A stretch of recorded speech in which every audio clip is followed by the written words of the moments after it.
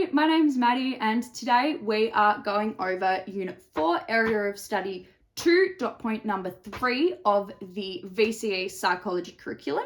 So this dot point, and it's a long one, but it reads, the relative influences of factors that contribute to the development of specific phobia with reference to GABA dysfunction, long-term potentiation, behavioural models involving precipitation by classical conditioning and perpetuation by operant conditioning, and cognitive biases including memory bias and catastrophic thinking, and specific environmental triggers and stigma around seeking treatment.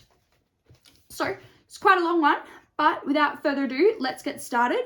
This begins on page 43 of the Complete Psychology Units 3 and 4 notes package. So you can grab them by the link in the bio, and you can also grab tutoring with me, one-on-one tutoring, book that via the link in the bio, and I look forward to seeing you there. In the meanwhile, like and subscribe, and let's get going. So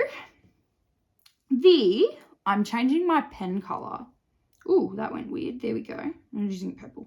The biopsychosocial approach to explaining specific phobia. So just to recap, a specific phobia is a kind of mental health disorder, and it's persistent, intense, and irrational fear of a specific object, place, event, or thing. We go over that in the previous episode, so you can watch that and get all of those details. Now, things which impact specific phobia can be placed into 4 categories. So you've got predisposing risk factors, which is something that already exists, like mental health problems in your family, which increases an individual's susceptibility to specific mental disorder. Then we've got precipitating risk factors, which are once-off events which increase the susceptibility or contribute to the formation of mental health disorders, such as a major life event. So predisposing, it already exists. Precipitating is a once-off event, so it doesn't already exist. It's not like biological or already there. It's something that's created that's going to increase your likelihood of developing a mental health disorder. So perpetuating risk factors, something which causes mental health problems to continue to occur and get worse over time, like toxic relationships or substance abuse issues. Then we have the opposite, which are protective risk factors, which we want lots of, and they reduce the severity of or decrease the likelihood that a mental well-being problem will occur. So, the biological contributions to specific phobia are GABA dysfunction, long-term potentiation, and that is it. So, GABA dysfunction, and this is a complex one, so if you need extra help with it, again, tutoring via the link in the bio, and we can go through it 100 times. But GABA dysfunction is when insufficient levels of GABA are present in the brain. So the excitatory effect of glutamate, because remember GABA is an inhibitory neurotransmitter, so the excitatory effect of glutamate is less able to be balanced out. This causes messages to fire along neural pathways more quickly because they're not as heavily impacted by GABA's inhibitory effects, which leads to more exaggerated responses to situations.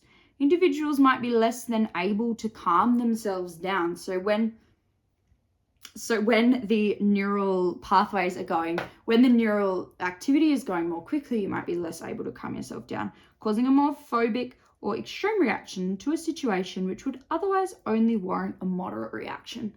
If you have GABA dysfunction and you also have a fear of planes, your fear of planes is more quickly and more likely to develop into a specific phobia because the messages are being carried along the neural pathway associated with this more quicker, which is going to strengthen the neural pathway, making it more easily activated, making you more scared of these planes. So it acts as a predisposing risk factor, increasing the chance that an individual will create or will form specific phobia, and GABA dysfunction can be caused by central nervous system damage, genetics, high caffeine intake, or prolonged stress. Long-term potentiation is when neural pathways associated with specific phobia are made more efficient through repetitive activation. This is able to strengthen the relationship between a phobic stimulus and the fear response, making the connection stronger. This is a perpetuating risk factor, meaning that as long as the cycle of constant activation of the neural pathway continues, the specific phobia is likely to strengthen. Now, long-term potentiation itself is defined as the long-term strengthening of neural connections contributes to the specific phobia, because the phobia gets stronger with more activation of the associated neural pathways, which you can remember relates to Hebb's rule, that neurons that fire together wire together.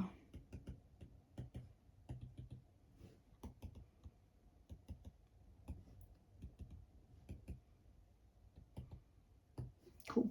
So it's also important to know that long-term depression is the weakening of neural connections over time due to lack of activation, although this does not contribute to specific phobia. This is talked about in other parts of the study design, so it's just a link.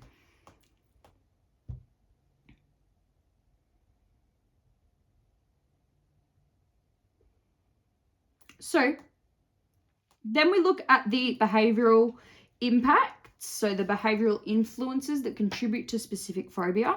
So these explain how phobias are acquired through experience and can be developed or changed through their consequences.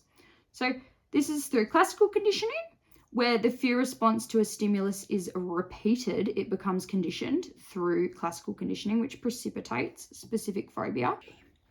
So in classical conditioning, when the fear response to a stimulus is repeated, it becomes conditioned, again, through classical conditioning. This precipitates specific phobia, and the neutral stimulus becomes a sign of the threat or the phobic stimulus. And the natural fear response, or the UCR, becomes a conditioned fear response.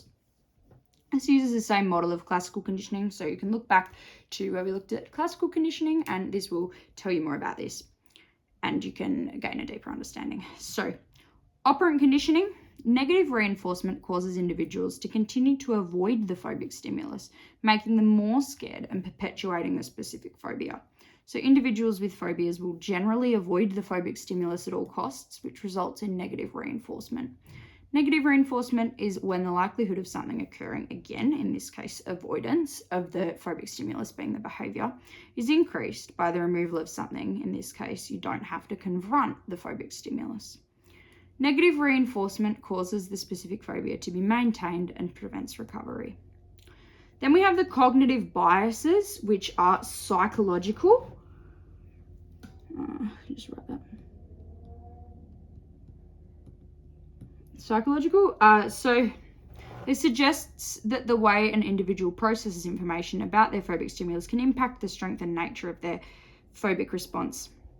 We've got consistency bias, so there are different types of biases. So we've got consistency bias, which is where current fears and beliefs alter memories through reconstruction to incorporate fears.